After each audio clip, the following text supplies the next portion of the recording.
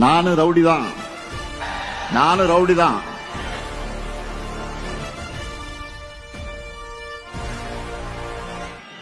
பாஜக மட்டுமில்லாம ஒட்டுமொத்தமா என்டிஏ கூட்டணியும் 2024 நாடாளுமன்ற தேர்தல் போலவே சட்டமன்ற தேர்தலையும் ஜீரோ ஆகணும். தமிழ்நாட்டுக்கு ஜீரோ சொன்ன ஒன்றிய அரசை எதிர்த்து குரல் கொடுக்காம பாஜகவுடைய கிளை செயலாளராக மாறியிருக்கிறார் எதிர்க்கட்சி தலைவர் பழனிசாமி.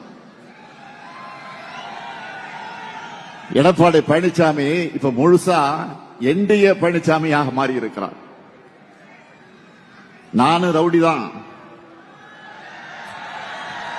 நானும் ரவுடி தான் அப்படின்னு சொல்ற மாதிரி மைக்கு முன்னாடி வந்து நின்னுக்கிட்டு நான் தான் கூட்டணிக்கு தலைமை, நான் தான் கூட்டணிக்கு தலைமைன்னு சொல்லிட்டு இருக்காரு. சொல்லல, புலம்பிக்கிட்டு இருக்கிறாரு.